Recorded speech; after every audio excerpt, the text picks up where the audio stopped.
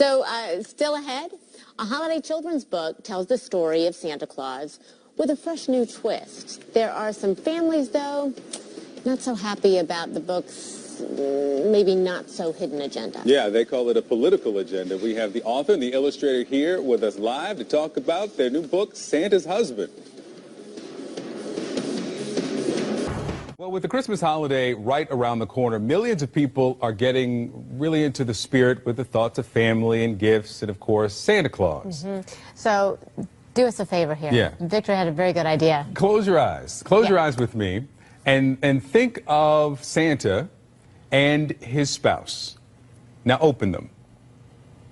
This is the cover of the new book. Is this the image that popped in your head? This is the cover of Santa's Husband, a new children's book that hit stores nationwide this holiday season. And joining me now, the author, Daniel Kibblesmith, and illustrator Ashley Quach. Good morning to both of you. Hi, hey, good morning. So, thanks for having us. Certainly, thank you for coming in. This is new. Daniel, first to you, what inspired Santa's Husband? It was sort of inspired by the annual tradition we have in this country of pretending that there's a giant war on Christmas and that traditional Christmas is under attack. So, among other things, we were reading all of the news about the Mall of America hiring a black Santa Claus last year. And me and my now wife made a joke on Twitter that if we ever had a child, they would only know about black Santa Claus. And if they saw a white Santa Claus at the mall, we would just explain, well, that's his husband. And then Ashley and I knew each other from the internet and from her illustration already, and she jumped into my Twitter mentions and said, boom, new book. Yeah, and it's out now, available everywhere, actually. So let me read a couple of pages here. It says, like any married couple, they have their disagreements, but they always manage to kiss and make up, usually over a plate of milk and cookies. I'll read one of the online responses, too. I'm African-American. My family collects Black Santa figures, but I grew up never seeing Black Santas in the mall or on TV. Now that my nephew is 2, he's starting to understand the idea of Santa, and this book lets him know that Santa isn't just the old white fellow he sees in the mall. The real Santa looks more like him, and that's kind of cool. Ashley, important for children to see themselves. Oh, absolutely. Gosh, one of my favorite things about this book, and especially as it's come out, are friends that have children, that have families, that have not seen themselves yet represented, whether these are families of color or whether these are gay families with children. And I've just loved seeing the children interact with the book. They really do seem to get it.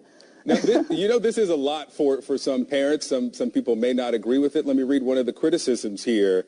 I'm a gay man, and honestly, the book is pretty patronizing and obviously meant to take two sweet things, the image of Santa Claus and love between two adults, and use them as a tool to express a political opinion in a polarizing way, especially the news anchor scene, in the guise of a children's book. I find it overall patronizing.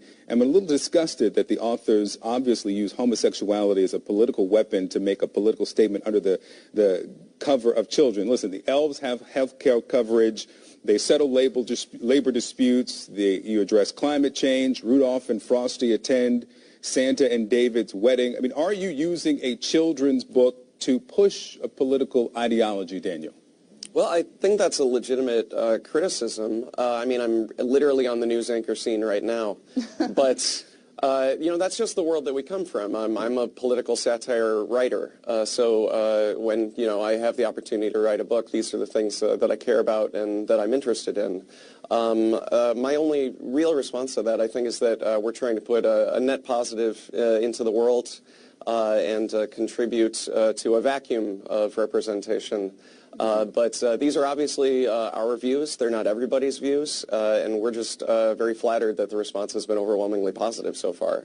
All right, Daniel Kibblesmith and Ashley Quach, thank you so much for being with us this morning. Thank you for having us. Thank you so much. Next hour starts right now.